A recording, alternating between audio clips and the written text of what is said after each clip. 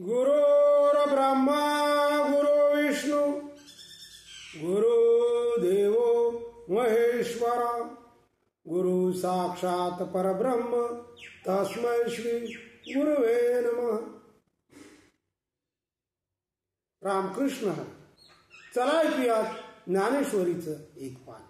आज आपण ऐकणार आहोत ज्ञानेश्वरीच्या दुसऱ्या अध्यायातील म्हणजे सांख्ययोग या अध्यायातील पान नंबर 85 ओवी नंबर 342 ते 350. या अगोदरच्या पानामध्ये आपण संसार दुःखांपासून मुक्त राहण्याचा मार्ग ऐकला होता. या पानात ऐकूयात दुःखांचे मूळ कारण काय. तर लक्ष देऊन ऐकूयात ज्ञानेश्वरीचं आजचं हे पान.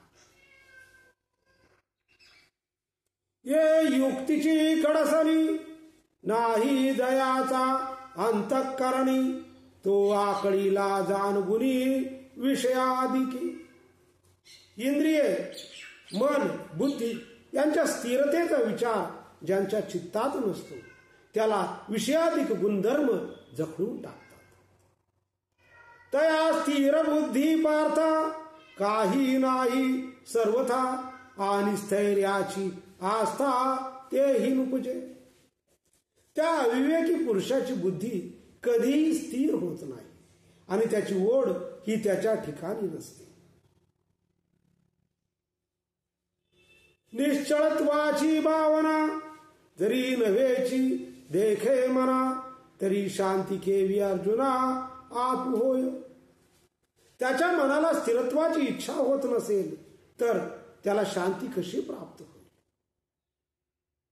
आणि जेथ शांतीचा जिव्हाळा नाही तेथ सुख विसरोनी नरिये काही. जैसा पापियाच्या ठाई मोक्ष न वसे. जेथे शांतीचा जिव्हाळा नाही त्या ठिकाणी चुकून सुद्धा सुखाचा प्रवेश नसतो. अशा पापस्थानी मोक्ष राहत नाही. देखे अग्निमाजी गापती तिये बीजे जरी विरुडती तरी अशांत सुख प्राप्ती घडवू शके. अग्नीत घातलेले बीज उगवले असे न होणारे घडले तरच अशांत मनुष्याला सुखप्राप्ती होईल असे समज. म्हणून आयुक्तपण मनाचे त्याची सर्वस्व दुःखाचे या कारणे इंद्रियाचे दमननिके. म्हणून मनाची अस्थिरता हेच दुःखाचे कारण आहे. त्यासाठी इंद्रियांचा मनोनिग्रह आणि दमन करणे हितावह आहे. ये इंद्रिय जे जे म्हणती ते तेची जे पुरुष करती ते तरलेची न तरती विषय सिंधू. इंद्रिय ज्याची इच्छा करतात तेच जे पुरुष करतात ते ज्ञानाने विषय समुद्र तरून गेले असे भासते परंतु खरोखर ते तरून जात नाहीत. जैसी नाव थडिये ठाकिता जरी वरपडी होय दुर्वाता तरी चुकलाही मागोता आपा ओपावे. जशी नाव किनाऱ्याला पोचली असता वादळी वाऱ्याच्या माऱ्यात सापडली तर अगोदर टळलेले संकट पुन्हा प्राप्त होते.